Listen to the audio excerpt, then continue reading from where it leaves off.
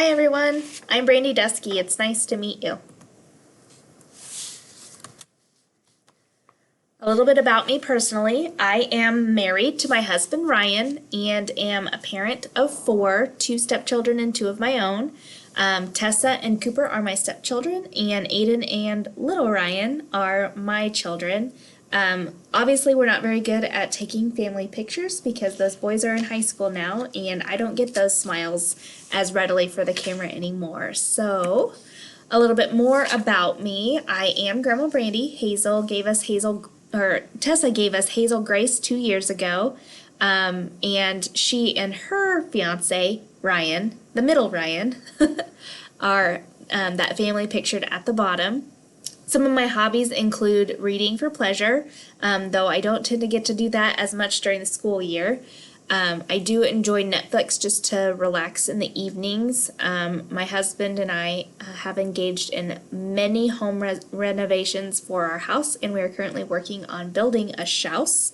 So that has taken up a lot of time, and then over the COVID holiday, we purchased a RV and have been camping at the lake that we live near recently as well. Some professional information. I am a school psychologist and have been for 12 years. Currently, I work for LCNCK in Concordia for the Concordia School District. In the fall of 2020, I was awarded the Kansas School Psych of the Year by the Kansas Association of School Psychologists, so that was exciting. I have served on the Kansas Association of School Psychs Executive Board since graduate school, and currently I serve as the NASP delegate, which is the National Association of School Psychologists, so I serve on that leadership assembly as well. And I am serving my second term on the school board for Wakanda USD 272 as the vice president currently. Getting into the assignment, looking at mission and vision statements. What is a mission statement? So looking at the resources that we were provided, a mission statement is how you would describe your school to others, and it explains what the school is currently doing to achieve the overall vision. A vision statement is how you would hope others would view your school, highlighting those priorities. So if you ask somebody about your school, they should tell you what your vision is. It should be readily apparent. It's going to outline the school values and objectives. The role and importance of a vision statement, the role is really to drill down to those core beliefs and set the state for how others view your organization, and it gives everyone within the organization a sense of purpose in the work they do. So everyone from the administrator to the janitor to the teachers to the bus drivers to the cooks, everybody understands what their role is within that organization, and we're all working towards the same ultimate goal and have our purpose within that. And that's important. That's why it's important. Having that vision for future movement is imperative for that success and effective progress towards meeting that end goal. Missions and visions work together to keep the school focused on core beliefs, showing the community what those values and beliefs are, and it can be very powerful when paired, with action. The 4 key processes for building an effective vision, as indicated by the Georgia Leadership Institute in that resource we were provided, are casting, implementing, communicating and branding, and sustaining. So when we're talking about casting, we need to first solicit input. Visions aren't drafted in isolation. We need to solicit input from key stakeholders, not just our school. Collaborating with the school leadership team once that input is solicited from other stakeholders. Then once we craft the vision statement, it's important to invite feedback and revise, presenting and revising the draft as needed. And then the unveiling component is really unveiling that to the whole school community. The implementing process is looking at connecting with those stakeholders, so our parents, the school staff, the community, and business leaders.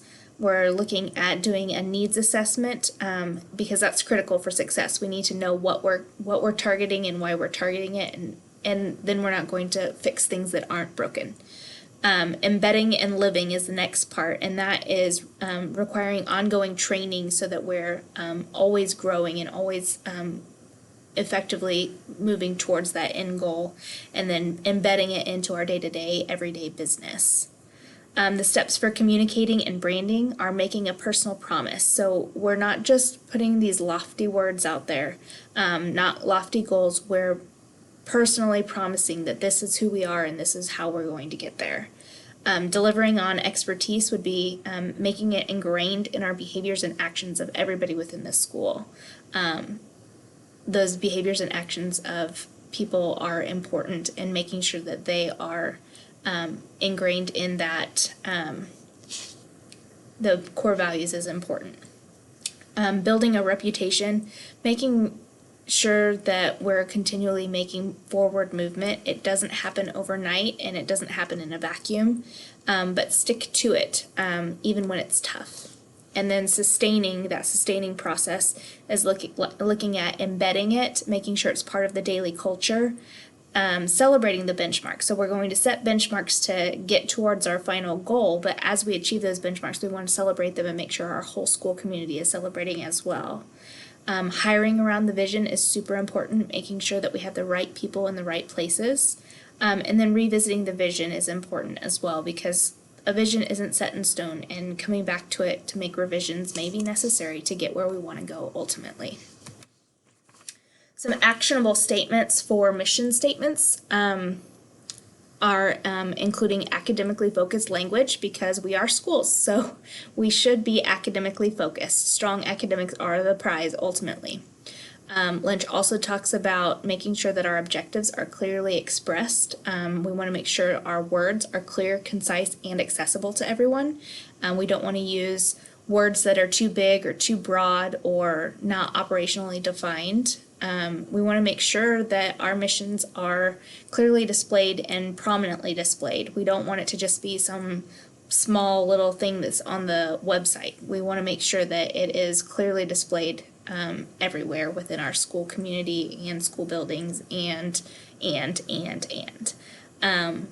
We want them to be present in the classroom. It should be the driving force for teachers when they're planning their lessons.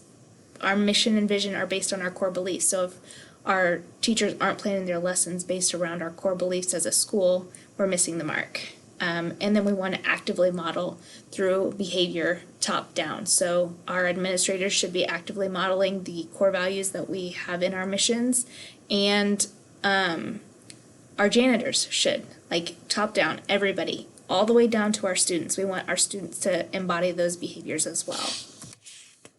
Some characteristics of missions and visions would be looking at exploring themes that are important to a school's community. So we don't just want to operate in a silo and say this is what's important for our school, but our school is part of this overall community. So making sure that we're looking at things that are important overall and not just staying in a silo. Focusing on the student's age and development. So often preschool missions focus on safety and development and themes of love. High schools are looking at preparing students for the world. Colleges look at inspiring future leaders. So you can see how that language might look different depending on the building that the mission is written for. Making sure that they're clear, concise, and easy to understand. Again, they need to be accessible, and if the language used isn't accessible for everybody to understand where we're coming from and where we want to go, it's not meeting its need. They're more than just flowery statements, so it can sound as pretty as you want it to sound, but if it doesn't mean anything to your community or your staff, it doesn't mean anything. And then we want to answer some key questions. So we want to answer who we're working for, what we're doing, why, how, and why we're doing it. So all of those questions are very important to answer with a mission. Some common problems with mission statements is that they're often thought to be unimportant, an afterthought, if you will, like, oh, hey, we haven't talked about our mission statement in 12 years. Maybe we should think about that. Often they're developed by a small group that doesn't include all stakeholders. So sometimes it's just a school board or the building or district leadership team, or maybe just the administrative team working together to determine what those missions and visions are, and it really should be a more comprehensive group of people collaborating on that. I kind of touched on this a little bit before. Sometimes they're too wordy and not easily understood, and that misses the mark. And then not internalized, so it's just some words on paper on the wall, but it's not how we live our day-to-day. That can be a real significant problem. My personal thoughts on missions and visions: I have worked with organizations and schools that have had very strong missions and visions, and everybody within that organization really could feel those core beliefs and understand how they fit into that system and how everybody was working together towards that common goal at the end. And I've also been in some systems where it wasn't as strong and everybody was kind of free-floating, and that common goal wasn't there, and those make it a little bit harder to make forward progress. I do believe missions and visions can be very, very powerful, but if they're not embraced and those core beliefs aren't internalized by everyone, they're just words. Looking at the USD 333 Concordia mission, that's stated everywhere within our district. It's a district mission, not just buildings, but our mission is to create and maintain an environment that ensures engaged learning, effective teaching, and trusting relationships, so that all members of the school community reach their highest level of academic achievement. That mission statement ticks some of the boxes of an effective mission, decent mission. It's a district-wide, as I mentioned, so it's not building specific, so ages of specific students aren't mentioned, but it does mention all members of the school community.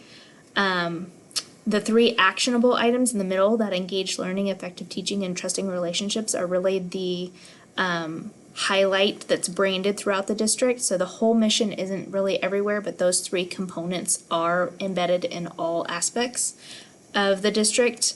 But we don't really address curriculum philosophy or instructional approaches, so the how question is really left unanswered here.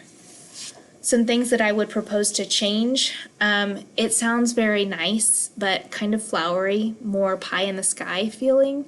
I would propose to choose more defined words. Effective is not something that can be operationally defined easily between people. Engagement, engaged, can be defined by different people different ways. And trusting, students and teachers might feel different about trusting, so it sounds good, but I think more defined words may be more beneficial. It is pretty long, sometimes less is more, so that might be something to look into. I think revisiting it with a larger group of stakeholders would be important, and then including some curriculum philosophy or instructional approach would be a good next step. Does that mission statement meet the mark? Looking at the components of it, an environment that supports engaged learning, effective teaching, and trusting relationships would support educational success and the well-being of all. But it's not clear that that environment exists within that mission, or that the whole staff embraces it as their goal and mission. So more work probably needs to be done in making sure that that environment is created in order to meet the total mark of the mission. Looking at the standard for this module, the next part is talking about correlation, relevance, and reflection. This assignment really did correlate with the standard by walking through the process of building an effective and meaningful vision and mission statements, and then requiring thoughtful consideration, looking at maybe some potential updates in my district. It was relevant by embodying the goals and objectives of the whole school community and answering those pertinent questions, and it's imperative for growth to assess those things. And then looking at reflection, our district leadership team actually is working through an improvement process currently, and updates to the mission and vision were discussed, and we did talk about needing to incorporate instructional practices and philosophy. So this process really helped me engage with that process in the school. Here are the references for the module. Thanks for listening.